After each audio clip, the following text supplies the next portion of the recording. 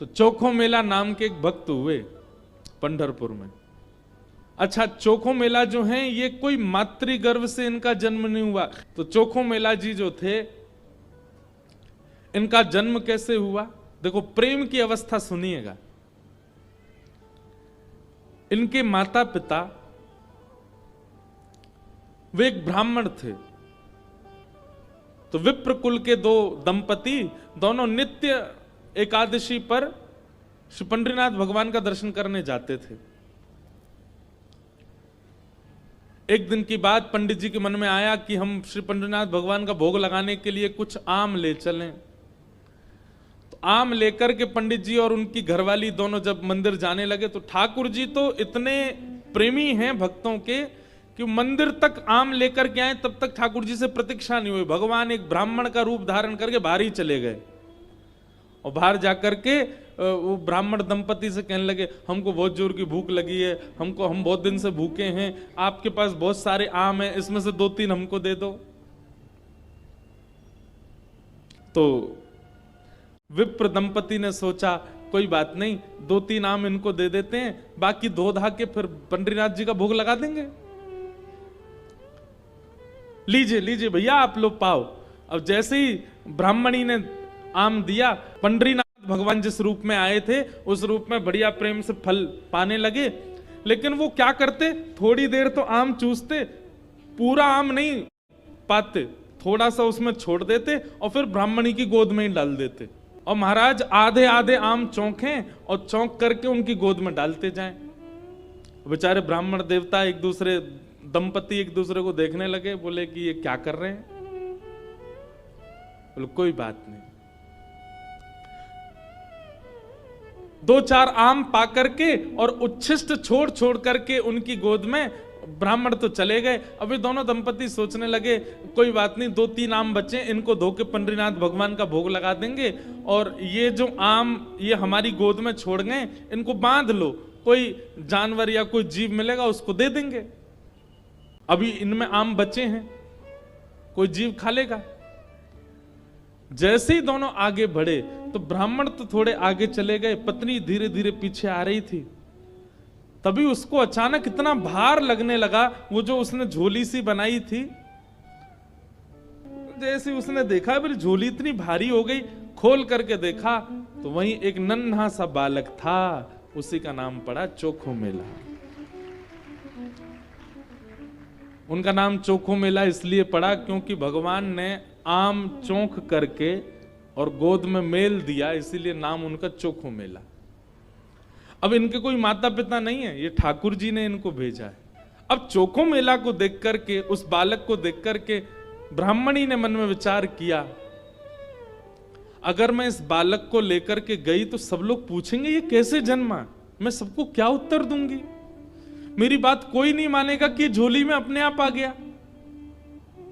और इस भय से कि संसार के लोग क्या कहेंगे, उन्होंने उस बालक को एक सुरक्षित सा वृक्ष था उसके नीचे छोड़ दिया, उसको स्वीकार नहीं किया।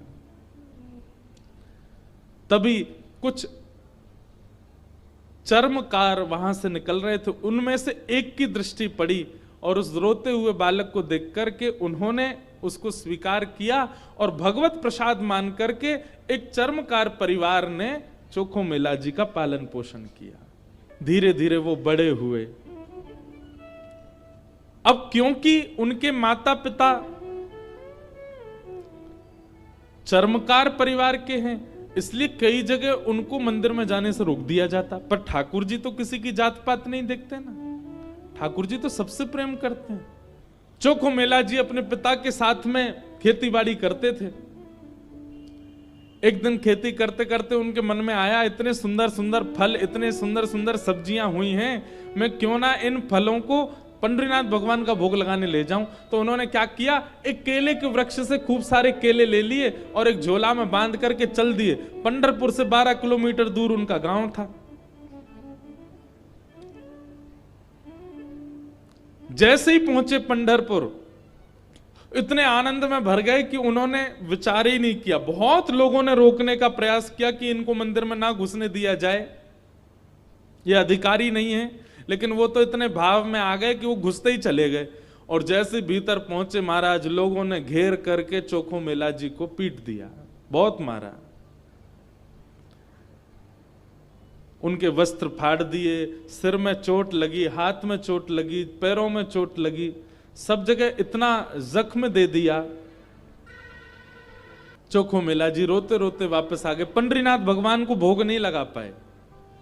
शाम का समय चोखो मेला जी अपने सब घावों को, जहां जहां से रक्त निकल रहा था, साफ कर रहे थे और गुस्सा कर रहे थे। बोले अब नहीं आऊंगा आपके पास। बैठ गए हो, ईंट के ऊपर खड़े हो गए हो, इतने सारे अपने आगे जो है धर्म शास्त्र के मर्मज्ञ लगा दिए हैं, वे सब जात पात देख करके दर्शन कराते हैं। खड़े रहो, बने रहो महाराज अपने रूप में, हम तो नहीं आएंगे आपका। अरे कुछ करने थोड़ी आया था, कुछ मांगने थोड़ी आया था, अपने खेत के बढ़िया फल लेकर के आपका भोग लगाने आया था। इतने में ही श्याम सुंदर पीतांबरी पहने चलते हुए चोखो मेला के पास प्रत्यक्ष प्रकट होके आ गए और चोखो मेला के पास आकर के गले में गलवैया डाल करके बैठ गए।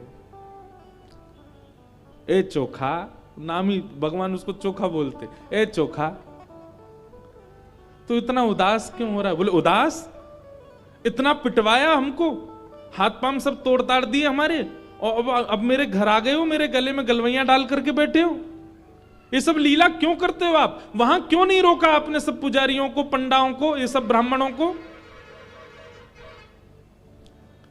ठाकुर जी बोले देख चोखा, वे सब मुझे पूजते तो हैं, मेरी सेवा तो करते हैं, पर मुझको पाषाण मानते हैं, मुझको मूर्ति ही मानते हैं। और जो मुझे पाषाण मानता है ना, उनके लिए मैं पाषाण ही रहता हूं। उनके लिए ना मैं बोलता हूं, ना मैं हंसता हूं, मैं बस एक टक खड़ा रहता हूं, ना मैं खाता हूं, ना मैं पीता, कुछ नहीं। तू तो मुझे पाषाण नहीं मानता ना, तू तो मुझे साक्षात ठाकुर जी मानता है। इसीलिए तो अपने अपने अपने बगीचे के फल लेकर के मेरे पास आया। वहां बहुसंख्यक पाषाण मानने वाले लोग हैं, इसलिए मैं उनके सामने बोला नहीं। एकांत में जब तू आ गया तो मैं तेरे पास आ गया।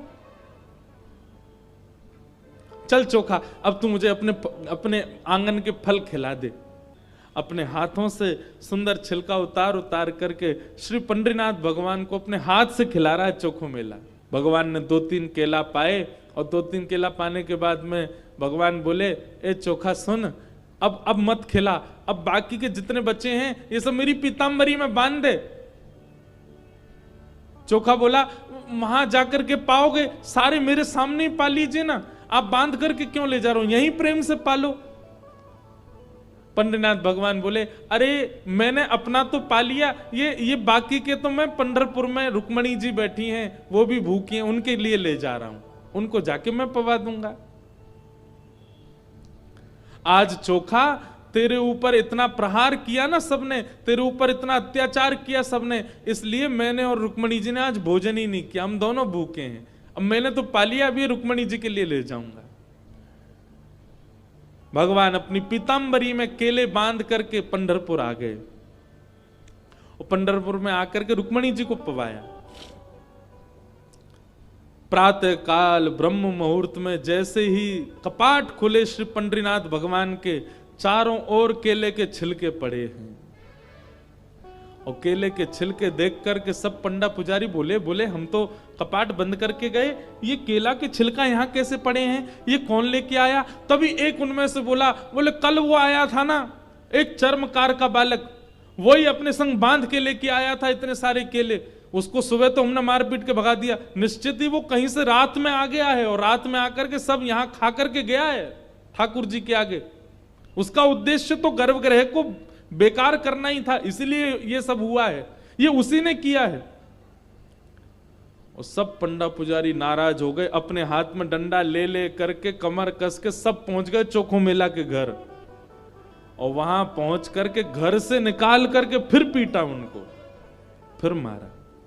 चोखो मेला घर में सो रहे थे और घर में जाकर के वहां से घसीट करके उनको मारा सबने। बोले अरे दुष्ट पापी, तुझको मंदिर में नहीं जाने दिया तो रात्रि तू गर्भगृह में घुस गया। चोखो मेला पिटते रहे, नेत्रों से आंसू बहाते रहे, जय हो पंडरीनाथ, कैसी लीला करते हो, सुबह पिटवाते हो, रात में आकर के खा जाते हो मेरे हाथ से। लेकिन अब की बार श्री पंडरीनाथ नाराज हो गए।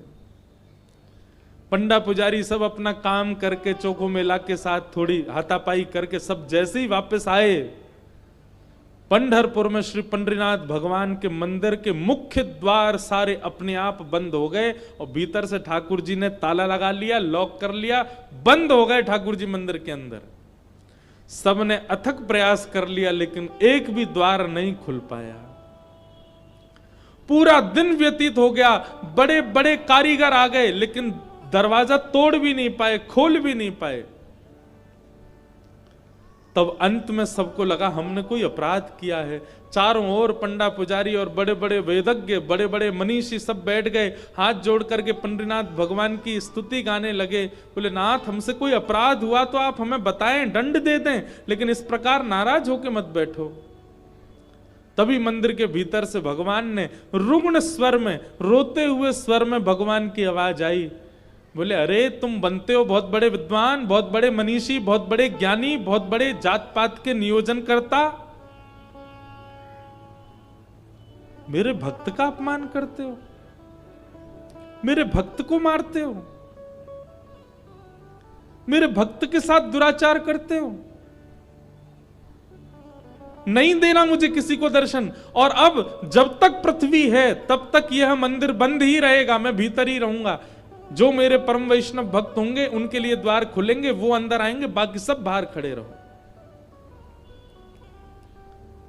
वैष्णवों ने प्रणाम करके कहा नाथ ऐसे नाराज मत होइए, आप बताइए हमसे क्या अपराध हो गया है, उसका प्रायश्चित कैसे होगा, कृपा करके बताओ।